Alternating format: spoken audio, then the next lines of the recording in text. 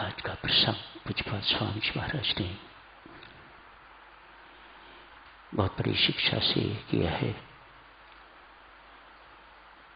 राजा दशरथ अपने किए पर पछता रहे हैं, जैसे हम सब साधक चलो जो घटना घटी जीवन में किसी न किसी किए हुए कर्म का फल ही होती है। दुखद घटना है तो उससे हमें ये सीखना चाहिए, यदि जीवन बाकी है, राजा दशरथ का तो जीवन अब शेष नहीं है, स्वयं पश्चाताप के और कुछ नहीं हो सकता। जिनका जीवन शेष है उन्हें ये शिक्षा ग्रहण करनी चाहिए। परमात्मा देव ऐसा कर्म फिर जिंदगी में कभी ना हो जिसके कारण ऐसा दुख मुझे फिर भोगना पड़े। तभी देवी सचनों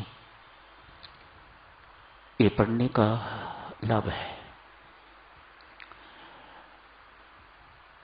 बहुत बड़ी शिक्षा है राजा दशरथ की, हम सबको ग्रहण करनी चाहिए। परसों सुबह साधक मैं यहां से गया था शताब्दी से देहरादून के लिए।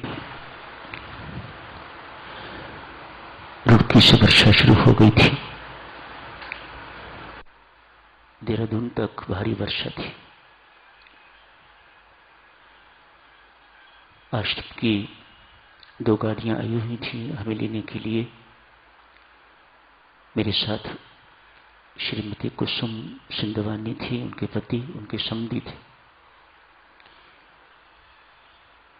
उनके समधियों का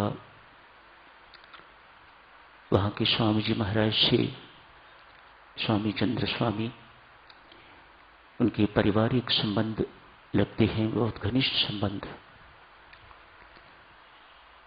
तो उन्हीं के कारण गाड़ियां आश्रम से आई हुई थी लेने के लिए।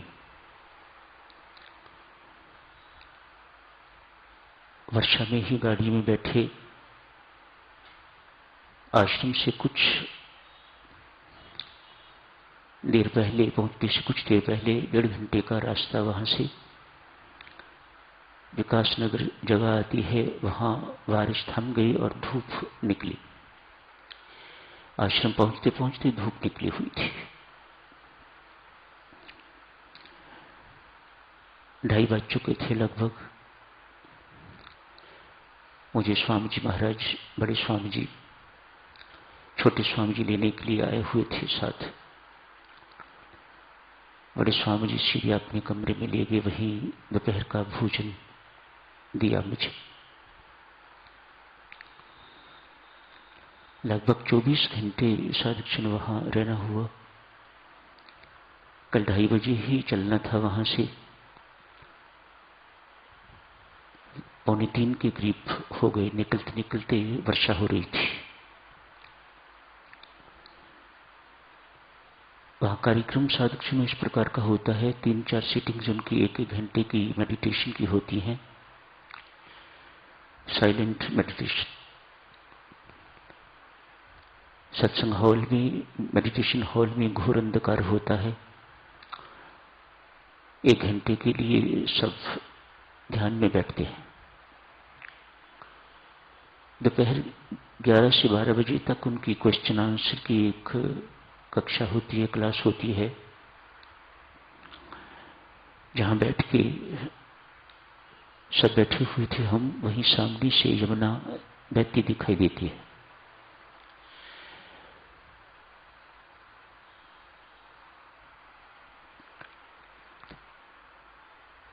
यमुना एक ही थी जब पहुंचा था। जब दूसरी कक्षा की बारी आई तो 2 यमुना थी। इतनी वर्षा, उतनी ही यमुना और तैयार हो गई हुई थी। जल ही जल दिखाई देता था और वर्षा थमने का नाम नहीं ले रही थी।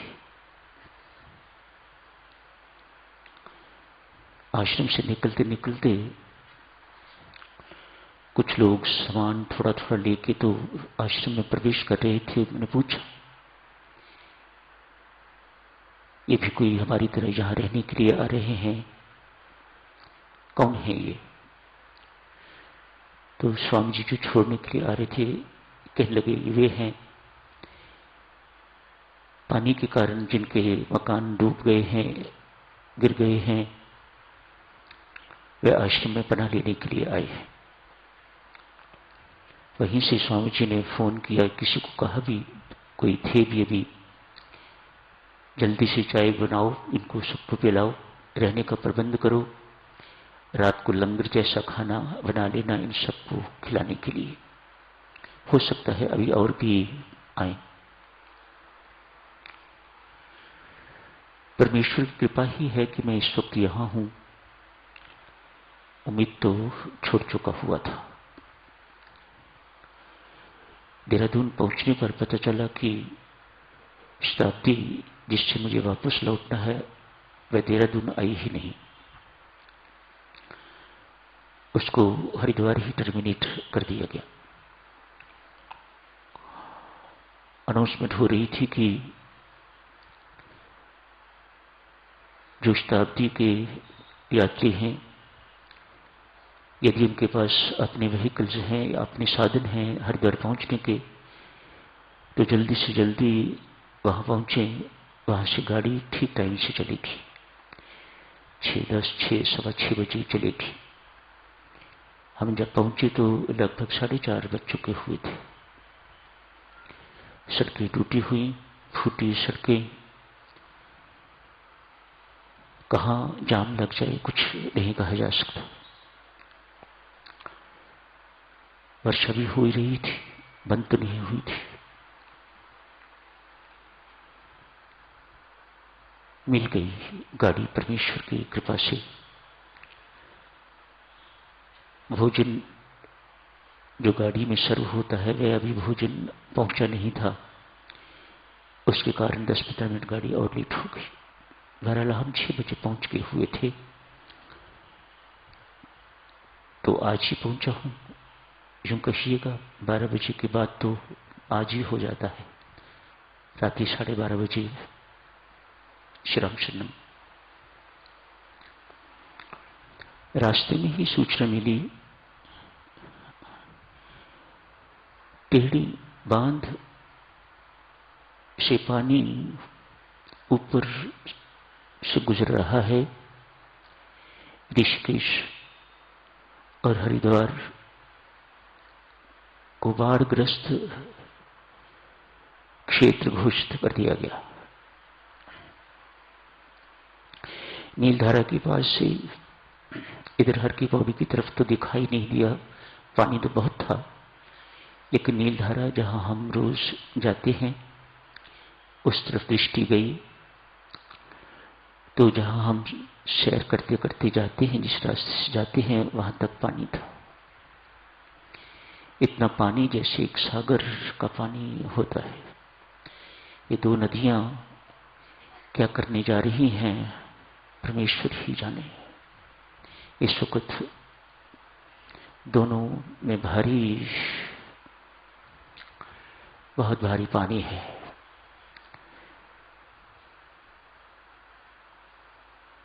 यमुना का जल जो वहां देखा, डोमिट जगह का नाम है, आश्रम जहां है, इतना जल था कि छोटे स्वामी जी ने कहा कि 2 दिन बाद ये जल दिल्ली पहुंचेगा, वहां जाके क्या करेगा मालिक जाने। यहां पहले ही हालात बहुत नाजुक हैं, अभी पीछे का वो पानी तो पहुंचते पहुंचते आज रात या कल तक पहुंचने की संभावना होगी।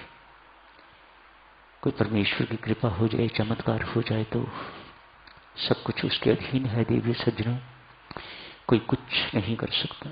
ना प्रधानमंत्री कुछ कर सकता है, ना राष्ट्रपति कुछ कर सकता है, ना परमात्मा की प्रकृति ही कर सकती है, केवल परमात्मा कर सकता है। सब कुछ उसके अधीन ही है। वह क्यों नहीं कर रहा, ये भेद भी वही जाने।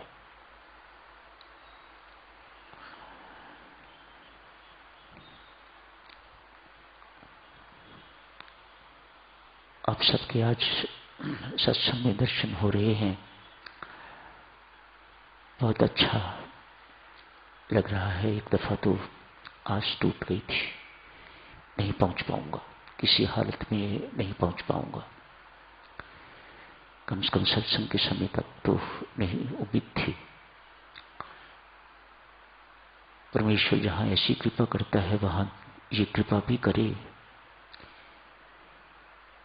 ये वर्षा का जल थमना चाहिए। बच्चे बच्चे के मुख से ही निकल रहा है देवियों।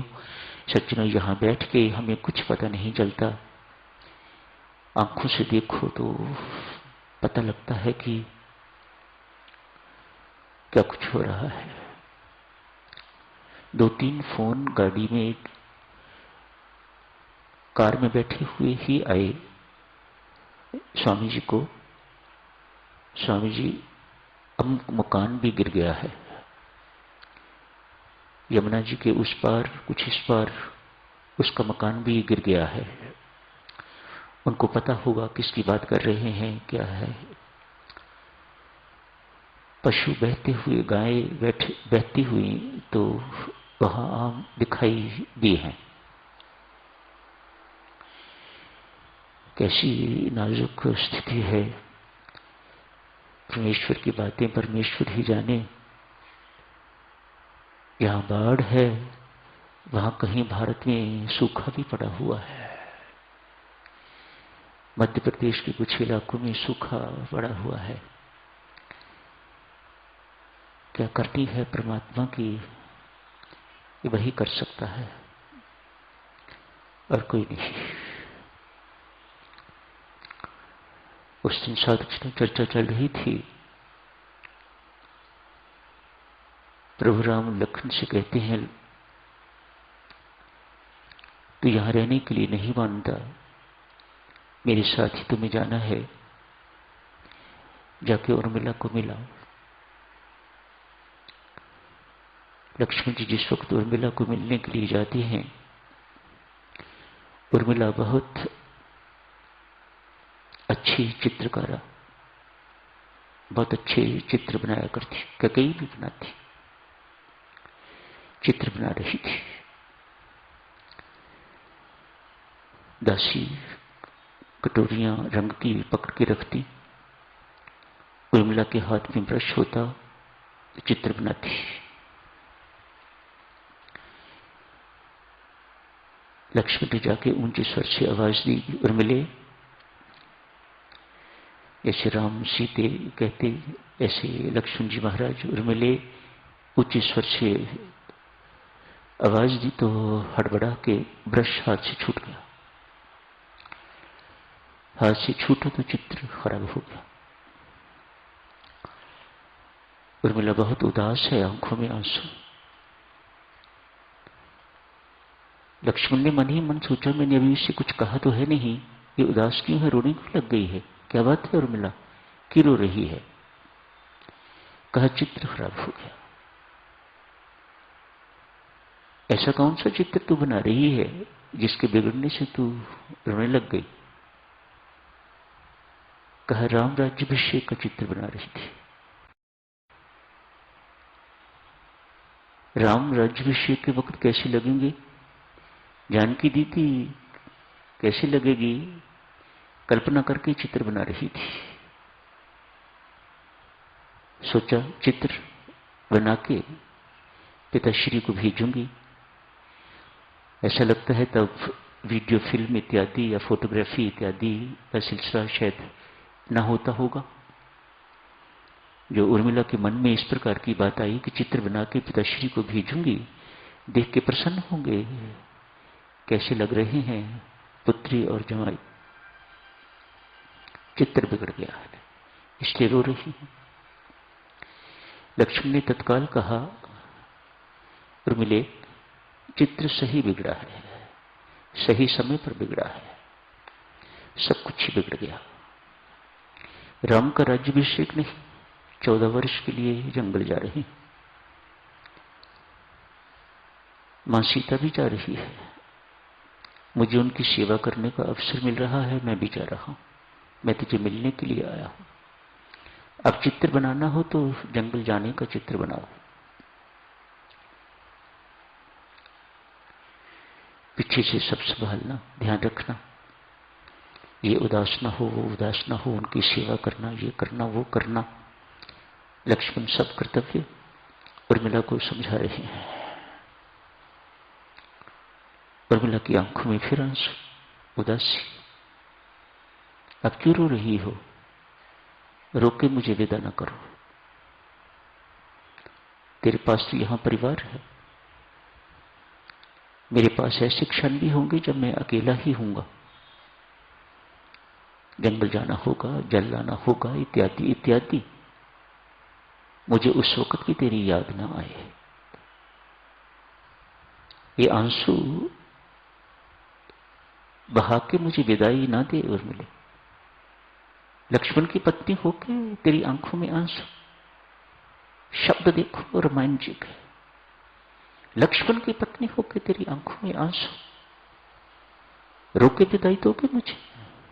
नहीं, मुस्कुरा के कहा, मैं इसलिए नहीं रो रही कि मुझे आपका वियोग सहना पड़ेगा। फिर क्या बात है, क्यों रो रही है? जानकी दीदी ने जिंदगी में न कभी दुख देखा है, न कभी भोगा है।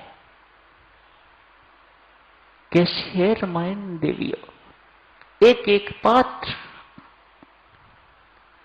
कैसी है। ये ग्रंथ है तो, ये हमारी संस्कृति है। इसे ग्रंथ कहना बहुत छोटी बात है, ग्रंथ नहीं है, हमारी संस्कृति है, भारतीय संस्कृति, हिंदू संस्कृति जिसे कहा जाता है। जानकी दीदी ने न कभी दुख देखा है, न भोगा है। लक्ष्मण, हाथ जोड़ के पांव पकड़ के इतनी ही विनती करती हूं, मेरी दीदी को संभालना।